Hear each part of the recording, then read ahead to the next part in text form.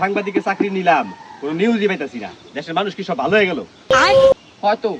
তো বস চলেন 2 গ্রুপ ভাড়া করে আইনা অগবেত্রা মারামারি লাগাই দেই, পরে এলো ওইটার আমরা নিউজ করা ছেড়ে দেই। মানে খারাপ কাজ নাই, কিন্তু না, এগুলো দেওয়া যাবে না, এগুলো দিলে খারাপ হয়। ভাই ভাই আপনারা কি সাংবাদিক? হ্যাঁ, কেন কি হয়েছে ভাই? সাগরের পিএস বাদশা আমার মারার হুমকি দিছে, 1 ঘন্টার মধ্যে এলাকা ছাড়তে কইছে, নাহলে আমার মাইরে লাইবো। আমার বাঁচান প্লিজ। হ্যাঁ তাই নাকি? এত বড় এটা ভালো নিউজ?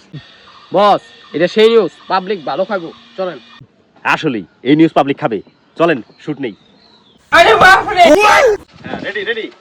হ্যাঁ, পশ্চিম পাড়ার মুলফতগঞ্জ এলাকায় সন্ত্রাসী বাহিনী সাগরের পিএস, কি নাম কি জানো ভাই? বাদশা বাদশা। হ্যাঁ, বাদশাহ একজন নিরীহ অসহায় লোককে মেরে ফেলার হুমকি দিয়েছেন। আমরা কোন দেশে বাস করি দেখেছেন? একজন প্রকাশ্যে একটা সন্ত্রাসী গ্রুপ একজন নিরীহ মানুষকে হত্যা করার হুমকি দিয়েছেন। আমরা এখন ভিকটিমের সাক্ষাৎকার নেব। আচ্ছা ভাই, আপনাকে কি করেছে? সন্ত্রাসী গ্রুপের সাগরের পিএস আমাকে মারার হুমকি দিছে, আমার 1 ঘন্টার মধ্যে মেরে ফেলবে। সন্ত্রাসী গ্রুপের সাগরের পিএস বাদশাহ একজন নিরীহ মানুষকে হত্যার হুমকি দিয়েছেন। দাঁড়াও, হ্যাঁ এই আপনি এখানে দাঁড়াও একটু, আমি আসতেছি। বেঁচে গেল।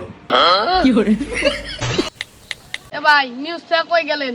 এ মেয়া তুমি চুপ থাকো, তুমি এই জায়গায় দাঁড়াও, আইতাছে কাজ শেষ করে।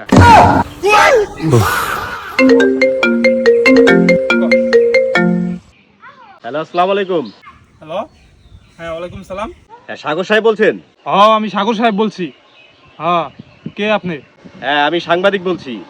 আমার কাছে একজন ছেলে আসছে, আপনার পিএস বাদশাহ, সে নাকি তাকে 1 ঘন্টার মধ্যে মেরে ফেলার হুমকি দিয়েছে, অথবা এই এলাকা থেকে চলে যেতে বলছে। ঠিক আছে, এই নিউজ আমি করে ফেলছি। কি?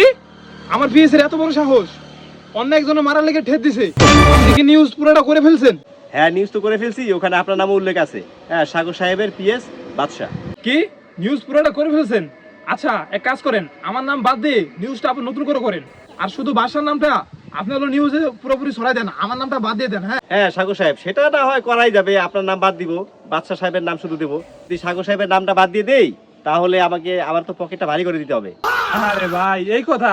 আচ্ছা বলেন কয় টাকা দেওয়া লাগবে? এটা ঠিক আছে ভাই, ওই যদি ওই বাদশাহ সাহেবের নাম আর আপনার নাম তো আসছে, দুইটা নাম যদি একসাথে বাদ দেই, তাহলে 60,000 টাকা দিতে হবে। আর যদি আপনার নাম বাদ দেই, তাহলে 30,000 টাকা দিলেই হবে। আচ্ছা ঠিক আছে, আমার নামটা বাদ দেন, আমি আপনার 30,000 টাকা চেকে লিখে দিই। মানে হ্যাঁ, বাদশাহ সাহেব বলছেন? কে বলছেন? আপনার নামে তো একটা কমপ্লেন আসছে, একজন নিরীহ লোক আসছে আমাদের কাছে, আমরা সাংবাদিক। ঠিক আছে, আপনি নাকি একজনকে মেরে ফেলার হুমকি দিয়েছেন। কোন কি ভাই, সে কি আপনার কাছে চলে গেছে? নিউজ কি করে ফেলছেন? হ্যাঁ, এখন এর থেকে নিস্তার পেতে হলে আমাদেরকে 30,000 টাকা দিতে হবে, নইলে আপনার নাম আসবে এখানে। ঠিক আছে ভাই, আমি আপনাকে 30,000 টাকা দিয়ে দিব, আমার নামটা বাদ দিয়ে শুধু সাগর সাহেবের নামটা দিয়ে দিন। আচ্ছা ঠিক আছে, তাহলে সাগর সাহেবের নাম দিয়ে দেবো। হ্যাঁ সাগর সাহেব, এবার আপনি শেষ, আপনার পদবীর জায়গায় আমি আসতেছি। হ্যাঁ আলিন্দু সাহেব, সব রেডি আছে? হ্যাঁ, অন করেন। আমাদের নিরীহ একজন মানুষ, অত্র এলাকার খুবই সরল সরল একজন মানুষ। হ্যাঁ, সে এখন আমাদের কৃষিকাজে যাবে। হ্যাঁ, দেখেন কি সুন্দর গ্রাম, হ্যাঁ, সবুজ শ্যামলা বাতাস। সে সকালে ঘুম থেকে উঠে ভাত খায়, ভাত খেয়ে সে দোকানে যায়, দোকানে গিয়ে চা খায়, চা খেয়ে আবার বাড়িতে চলে আসে, বাড়িতে এসে খাওয়া দাওয়া করে আবার বিকেলের দিকে যায়। ঠিক আছে, এইভাবেই তার জীবনযাপন চলে। এ ভাই কি নিউজ নিলেন?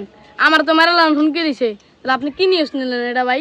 এই বিয়া, তুমি চুপ থাকো, তোমার তো কথা দরকার আছে, তোমার আমি বাঁচাইতেছি, দাঁড়াও। ওদের নাম কি আপনি উল্লেখ করলেন না? এটা কেমন নিউজ নিলেন ভাই?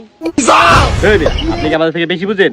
স্টুডিওতে গিয়া সব ডাবিং করে সব বসাই দেবো, সমস্যা নেই, আপনি টেনশন নিন না, আপনি যান বাড়িতে যান। এই আলিন্দু সাহেব, ক্যামেরা বন্ধ, প্যাক আপ।